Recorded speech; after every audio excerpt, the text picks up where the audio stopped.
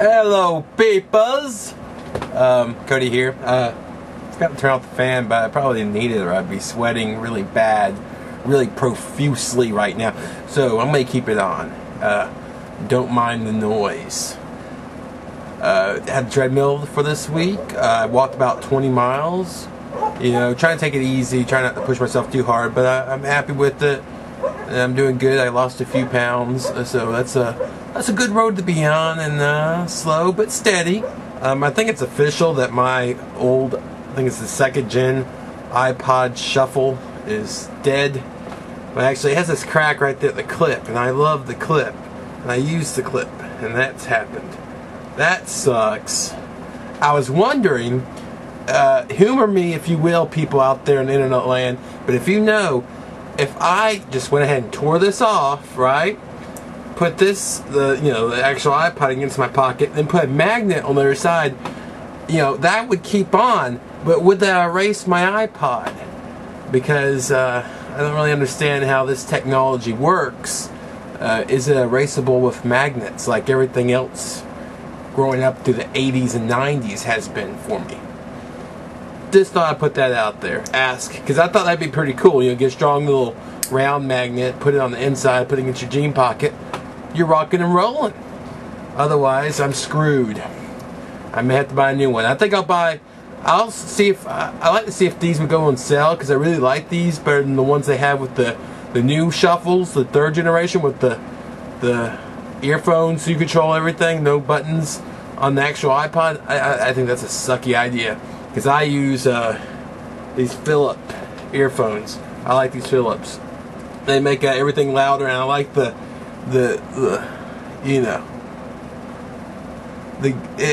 doesn't go in my ear as much, because the others you have to be pushed just the plain earbuds you have to push into your ears really hard to get them to stay.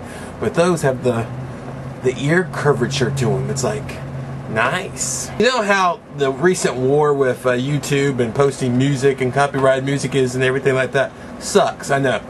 But I've been buying a lot of these indie CDs of bands that do no longer exist. I can't find heads and tails of these people anymore. But they release their CDs, they sold them at the concerts. Would it be alright if I used any of their music and, I don't know, intros, or just to play around for fun? And this week of my crappy little tapes that I found in the trash, I liked Cartoon Network back in the 90s. They used to do a lot of stuff that would merge different cartoons for their commercials. And I thought I'd show a piece of that right now. It's the Flintstones! It's him! Run! Run for your cartoon life! Tazmania. Weeknights at 6:30 on the home of Taz, Cartoon Network.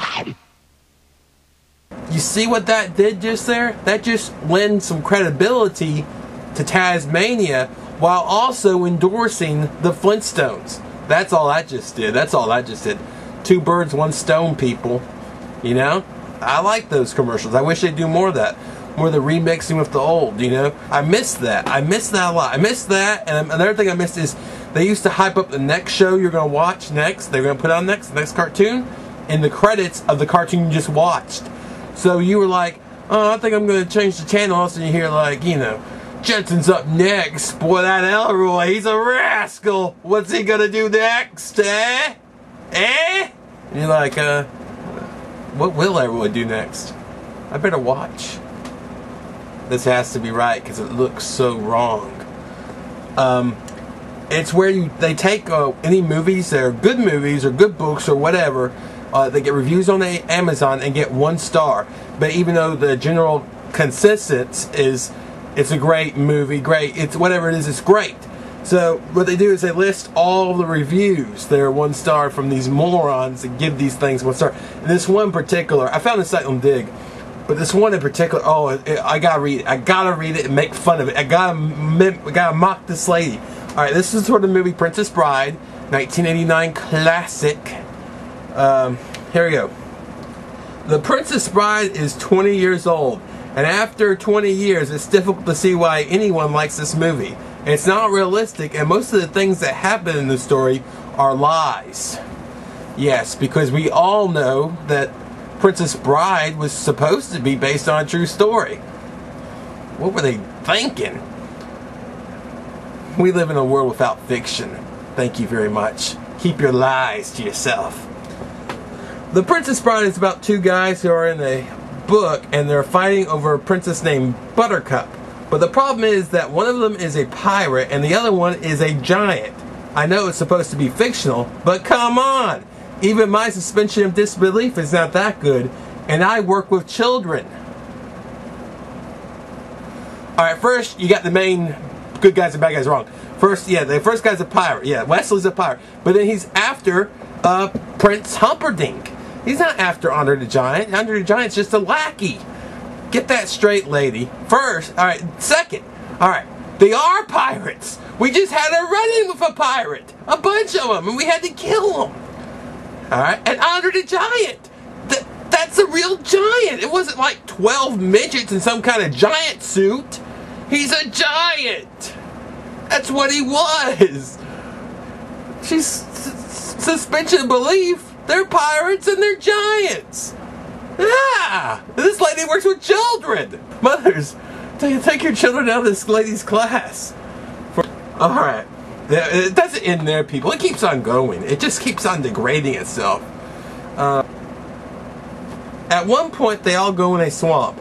And that is pretty terrific because they have to deal with large rats who are clearly added in digitally, but still are very thrilling. However, the rest of the movie is silly and doesn't take any issues too seriously, but instead is too fantastical for anybody's business. Yeah, I'll agree with her there. I mean, this movie is way too fantastic for her, obviously. But I gotta hit on that. That rat is not. That is not a digitally added rat. There's a man in some suit. You can clearly see it the way. But that's the great thing about it is it looks real that way. It's not some green screen crap which people have been working with so much lately that it gets so old so fast.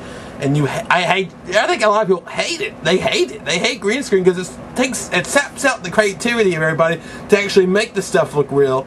But anyway, she thinks that's green screen. She's a moron. This lady's well, she's already a moron, but she's like a hybrid moron at this point. Let's go on, shall we? This movie would be a lot better if it had Sean Penn in it, working with his wife. And maybe if he were solving crimes instead of sword fighting or some such nonsense. Basically, I don't believe that Sean Penn would be sword fighting. Do you? This has to be a troll job. It's either a troll job or this lady needs to be neutered because breeding shouldn't be allowed for this person. But yeah. Let's make it into a movie. How do you do that? How do you do that? And then she carried out the same things. Like, she put Sean Penn in Wesley's role and is like, why are you sword fighting, young man? You shouldn't be sword fighting. You should be married and solving crimes. What the hell? It's like she changed the thing entirely without any rhyme or reason. Strangle mode. It doesn't end. It doesn't end. It goes on, people. Mandy Patinkin and Christopher Guest and Billy Crystal are wonderfully delightful in this film. That is otherwise a shamble from start to finish. And my guess is that whoever wrote the movie will probably never get offered another job before or after this movie. I had to look it up because I'm not quite that nerdy, but this movie was written by William Goldman. And William Goldman's done Butch Cassidy and the Sundance Kid. He wrote The Stepford Wives, Marathon Man, Heat, Twins, the Arnold Schwarzenegger, Danny DeVito, a classic, Misery, Year of the Comet, Chaplin, Last Action Hero, another Schwarzenegger flick, Maverick. Others that some I don't recognize, but I'm sure they're great too. The man's a genius, lady. Stop talking. Well, I should stop reading actually. But I will go on, because there is another paragraph of silliness. If this bedtime story were read to me, I would want to wake up and find out that it was all a dream, instead that somebody was going to read me the script of P.S. I love you.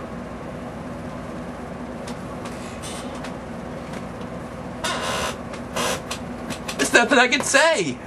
It's oh my gosh. Why?